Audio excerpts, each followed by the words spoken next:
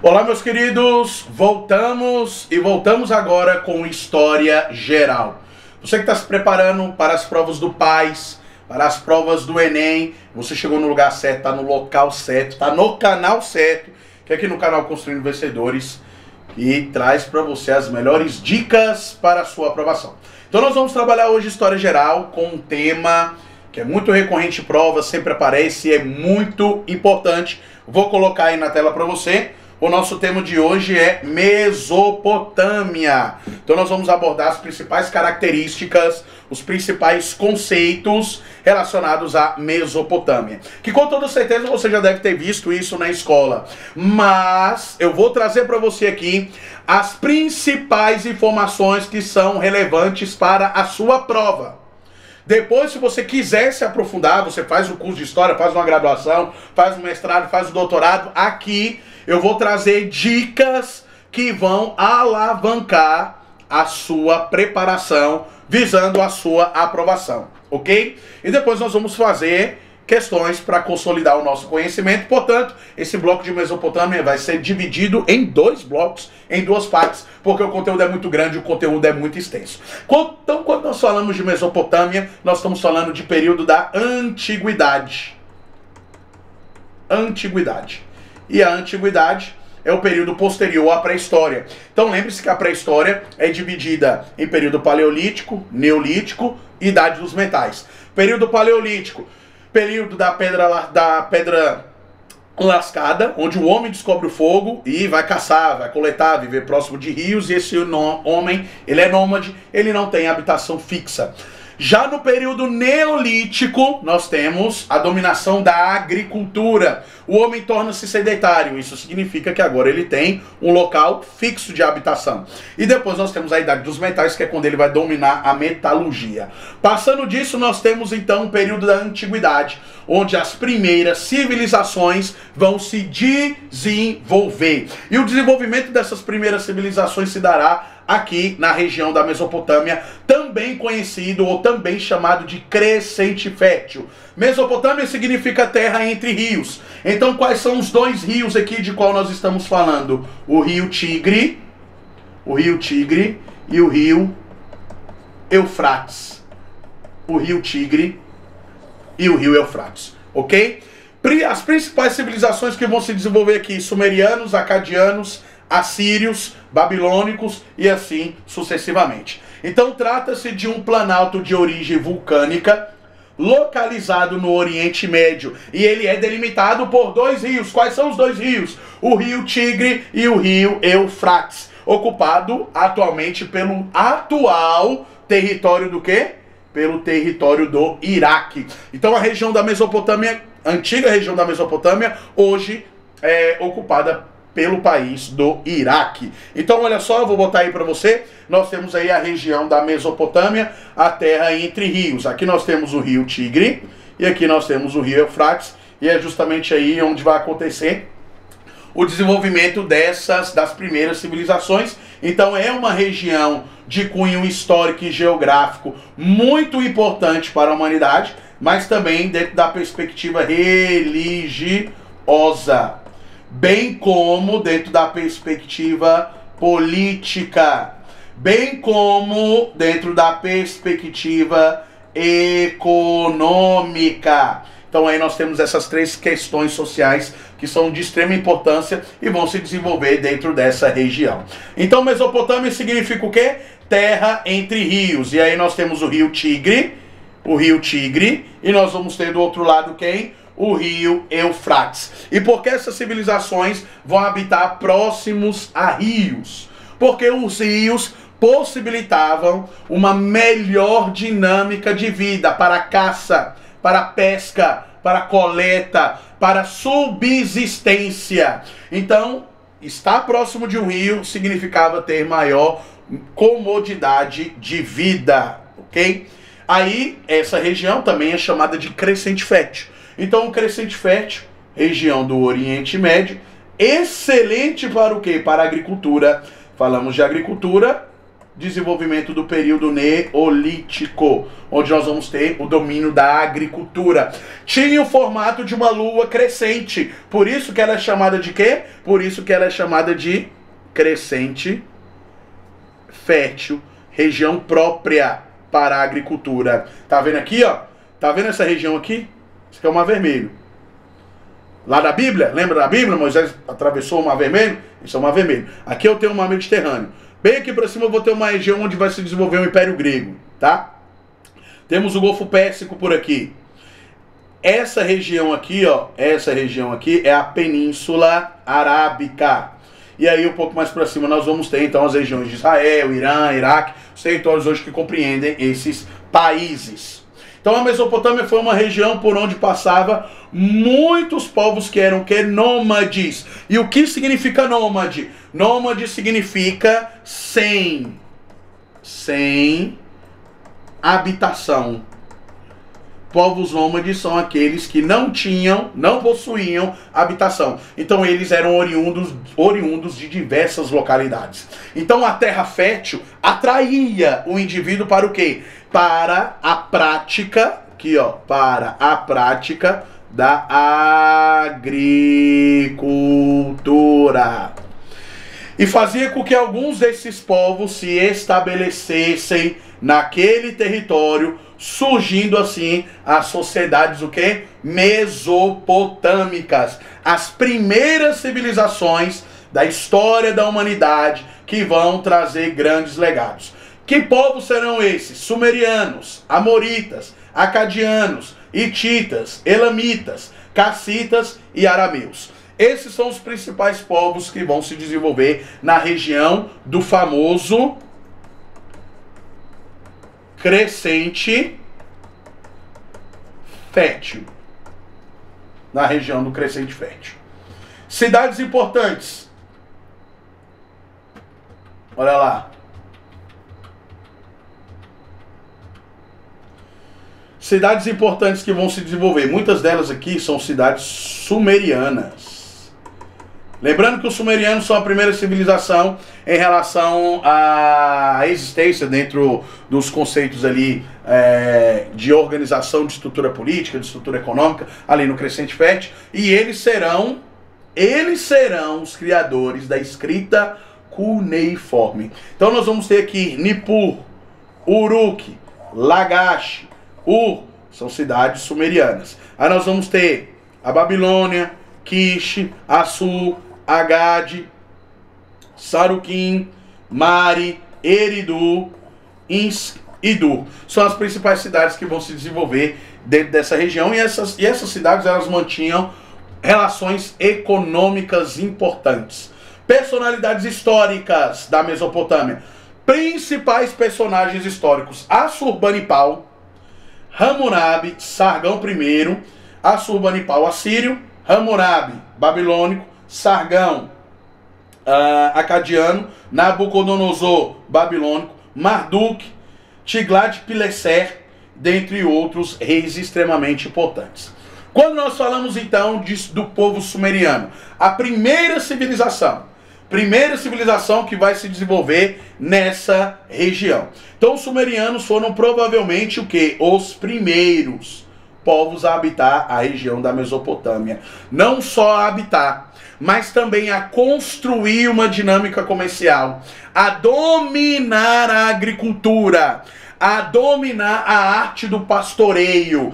Essa região foi primeiramente ocupada entre 5.000 a.C., mas tem historiadores aí que vão colocar 4.000 a.C., tá? Então fica aí entre 5.000 e 4.000 a.C., então mais ou menos uma data aproximada de quando esses povos então irão habitar a região do crescente fértil.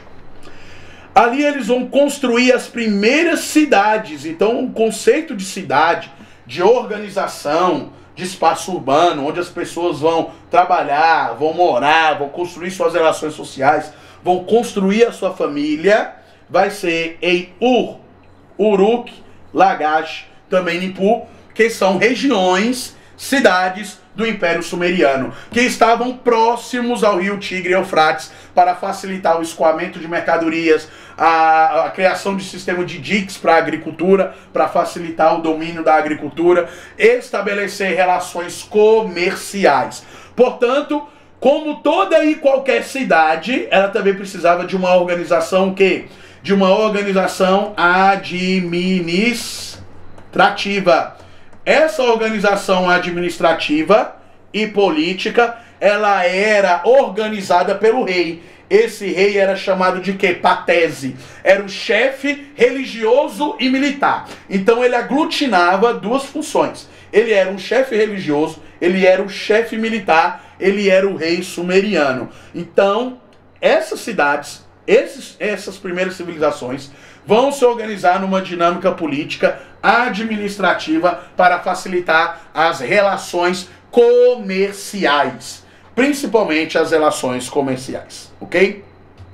Organização social, olha só, a organização social de praticamente todas essas civilizações vai mudar uma coisa ou outra, e aí a gente vai passar civilização por civilização, até chegarmos no Império Romano, até chegarmos lá nas civilizações da Idade Média. Então olha só, sacerdotes, quem eram os sacerdotes? Sacerdotes era a galera da religião. Os aristocratas, quem eram? Era a galera da grana, do money, do din-din, do faz-me rir, galera que tinha dinheiro. Os militares,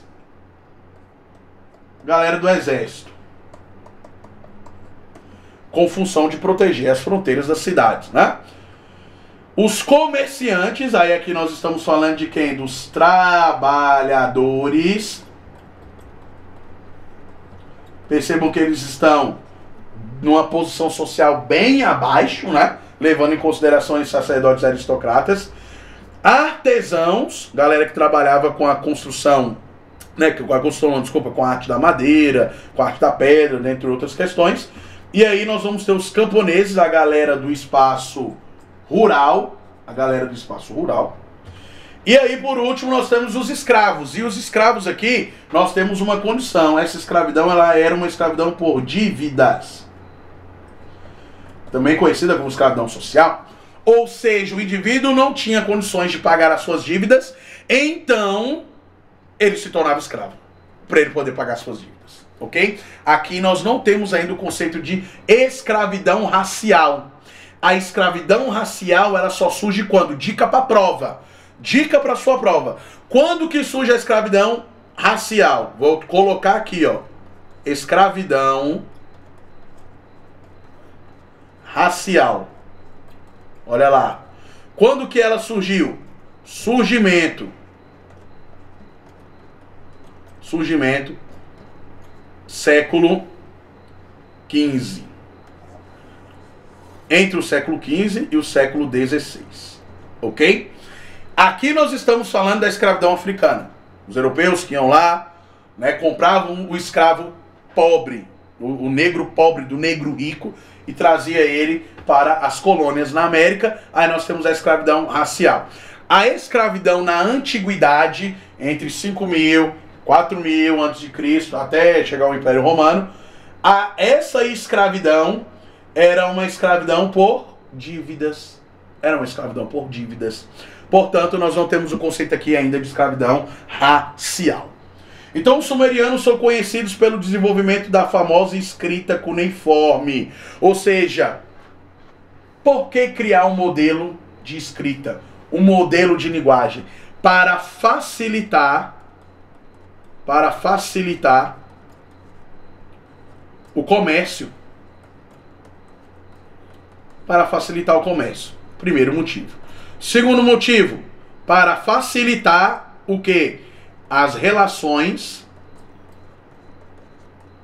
políticas. E terceiro, para facilitar as relações religiosas. Para facilitar as relações religiosas. Então a escrita surge como uma importante ferramenta de organização e estruturação das primeiras civilizações. Então, esses registros que eram realizados em placas de argila, serviam como auxílio para essa estruturação social. Então possuíam um complexo sistema de controle sobre as águas do rio, que precisava o quê? Que precisava passar pelo processo da escrita. Daí então surge a necessidade da escrita, a necessidade da criação de uma forma de comunicação que fosse inteligível, que fosse plausível e que pudesse facilitar as relações de comércio, política e também religiosa. Aqui nós temos um modelo de escrita cuneiforme, aqui nós temos uma tábua de argila e como os sumerianos escreviam nessa tábua, né? Então a linguagem escrita, ela é o resultado da necessidade de quem? Da necessidade humana de garantir o quê? A comunicação e o desenvolvimento da técnica. Para o quê? Para o quê? Para o quê? Vou voltar aqui, ó. Para o comércio, para as relações políticas e para as relações religiosas. Então, por isso que nós temos a criação da escrita cuneiforme, o desenvolvimento dessa técnica para que a estruturação administrativa, econômica e religiosa dessas primeiras civilizações pudesse acontecer de forma mais o quê? De forma mais fluida, de forma mais inteligível, ok? Então, olha lá. Sumerianos, então, realizavam obras. Olha que sistema bacana. Olha que sistema bacana em 5.000 antes de Cristo. Lembrando que a antiguidade... Professor, qual é o período? Qual é o período da antiguidade? Ela vai de 6.000 até 476 depois de Cristo. Então, 6.000 antes de Cristo, aparecimento das primeiras civilizações entre 6.000 e 5.000 a.C., com os sumerianos, e 476 depois de Cristo. Isso aqui vai ser o quê? Isso aqui vai ser queda do Império Romano. Isso aqui é a queda do Império Romano. Então eles realizavam obras de irrigação. Olha que coisa linda. Construção de barragens e diques. Isso aqui era para quê? Para levar água para a agricultura, para a prática da agricultura. Utilizavam também o quê? Técnicas de metalurgia do bronze. Lembre-se da famosa Idade dos Metais. O que foi a Idade dos Metais? Período em que o homem dominou a metalurgia, dominou a arte de criar objetos a partir do ferro. E eles eram o quê? Politeístas. E o que é politeísmo? Politeísmo nada mais é do que a crença em vários deuses. Então anota aí, ó. Politeísmo, crença.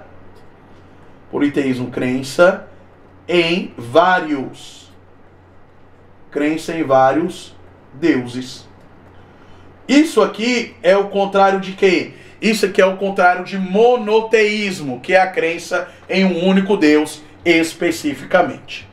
Então, as cidades sumerianas, nós vamos ter aí as principais. Nós vamos ter Kish, Nippur, Uruk, Eridur, e Lagash. Você consegue perceber que as principais cidades sumerianas estão próximas, bem próximas aqui ao rio? Aqui, ó. Aqui em cima eu tenho o rio Tigre. Aqui embaixo eu tenho o rio Eufrates. Kish, Nippur, Uruk e Eridur estão próximos do rio Eufrates. Foram construídas próximo do rio Eufrates. Já Lagash e Ur estão mais próximas do rio Tigre. Então isso mostra, é bastante sugestivo, o porquê que essas civilizações se construíam, se organizavam próximo a rios, para facilitar o domínio da agricultura. Ok? Facilitar o domínio da agricultura. Tudo bem? Então olha lá. Aqui nós vamos passar então a ver os amoritas. Quem eram os povos amoritas? Com o declínio do império fundado por Sargão, destacou-se na Mesopotâmia um grande e unificado império, que tinha como centro administrativo a cidade da Babilônia, situada às margens de que rio? Situada às margens do rio Eufrates. Então os amoritas aqui serão quem? Os povos babilônicos. Serão os povos babilônicos. Então, se aparecer na sua prova lá, olha só, dica para sua prova, meu bebê. Se aparecer na sua prova os povos amoritas são quem? São os babilônicos. Então, a primeira manifestação de aparecimento dos povos babilônicos é a partir, então, dessa denominação amoritas. Então, os amoritas eram povos semitas, provenientes da onde? Da Península Arábica, ok? E vão edificar, então, o primeiro Império Babilônico. Aí aqui nós vamos ter quem? Nós vamos ter Hammurabi. Hammurabi, que foi o cara que elaborou o primeiro conjunto de leis. O primeiro conjunto de leis conhecido como Código de Hammurabi, do povo amorita. Então olha só, este povo é conhecido também como os antigos babilônicos. O que os diferencia dos caldeus, fundadores do segundo Império Babilônico, denominados de neobabilônicos. Então nós vamos ter duas fases do Império Babilônico. A primeira fase, olha aí, ó, primeira fase do Império Babilônico é o Império Amorita. Amorita com Hammurabi. A segunda fase vai ser com quem? Com os caldeus. Vai ser com os caldeus. Aí aqui nós vamos chamar esse império de neobabilônico. Neobabilônico. Aqui nós vamos ter importantes figuras. Para você aí que é conhecedor do Antigo Testamento, da Bíblia, importantes figuras como Nabucodonosor I, Nabucodonosor II, Belsazar e assim sucessivamente. Ok? Então olha só, deixa eu apagar aí porque ficou meio, né? Ficou em cima aqui. Então olha lá. O soberano, só um minuto. O soberano que mais se destacou foi quem? Olha lá, Hammurabi. Entre 1728 e 1686 a.C., que elaborou um código de leis, chamado de quê? Código de Hammurabi. O caráter das leis, qual era o caráter das leis? Consistia que o código de Hammurabi era bastante severo e a pena era equivalente à falta cometida, ou a famosa lei de talião, olho por olho, dente por dente. Esse era o código de Hammurabi, ok? Com isso, meus queridos, nós terminamos aqui o nosso primeiro bloco sobre as principais civilizações da Mesopotâmia.